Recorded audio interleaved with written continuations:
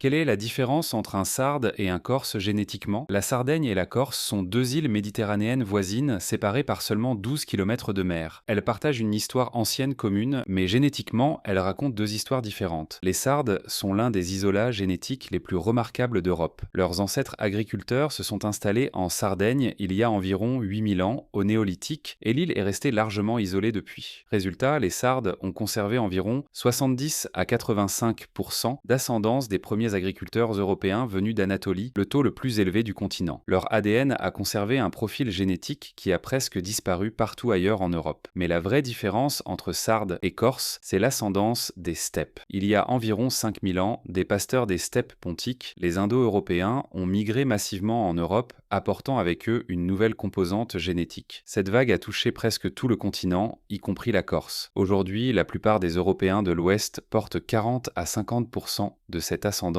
des steppes. Les Sardes, eux, ont largement échappé à cette migration préhistorique. Ils portent seulement 10 à 20% d'ascendance steppique. Plusieurs hypothèses peuvent expliquer cela. L'éloignement des routes maritimes, une densité de population déjà forte sur l'île, et plus tard, la civilisation nuragique, une société organisée qui a pu freiner les apports extérieurs. Mais ce que l'on sait, c'est que le remodelage génétique, qui a transformé le reste de l'Europe, s'est beaucoup moins produit en Sardaigne. Les Corses, en revanche, ont été davantage touchés par ces migrations anciennes. Dès la préhistoire, la Corse a eu plus de contact avec l'Italie continentale et la Méditerranée. Résultat, les Corses portent environ 20 à 30% d'ascendance steppique, soit 2 fois plus que les Sardes. Ces apports se sont produits principalement à l'âge du bronze et à l'âge du fer, bien avant les influences grecques, romaines ou génoises. Aujourd'hui, les Corses sont génétiquement intermédiaires, plus proches des Toscans et des Italiens du centre que les Sardes, mais plus insulaires et isolés que la plupart des Italiens continentaux. Les Sardes, eux, forment un groupe à part, détaché du reste de l'Europe. Du côté paternel, environ 35 à 40% des Sardes portent l'aplogroupe IM26, un marqueur quasi exclusif à la Sardaigne, hérité des populations anciennes de l'île. Les Corses ont une répartition plus variée, avec environ 50 à 60% de R1b, typique d'Europe occidentale. Au final, Sardes et Corses partagent un socle néolithique commun, mais leurs profils ont divergé dès la préhistoire. La Sardaigne a conservé une continuité génétique rare, tandis que la Corse, tout en restant insulaire, s'est rapprochée des populations italiennes continentales. Abonne-toi si tu veux en savoir plus sur tes origines, je poste tous les jours des vidéos sur la génétique des peuples.